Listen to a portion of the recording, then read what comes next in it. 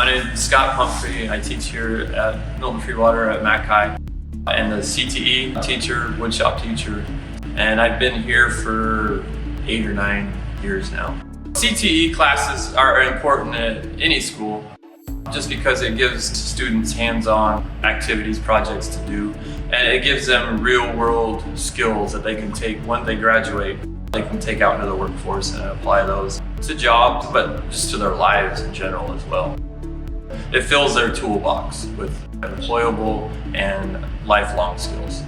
Traditional woodshop, is putting pieces of wood together, but our CTE program, we have a lot of CNC machines, computer numerical control, laser engravers, and lots of real-world applicable skills that they can graduate with. Mr. Martinez and I do a real good job in the manufacturing pathway. We work well together between woodshop and metal shop, CAD classes, technology classes and everything. Students that complete our pathway are well-rounded when they leave Mac High.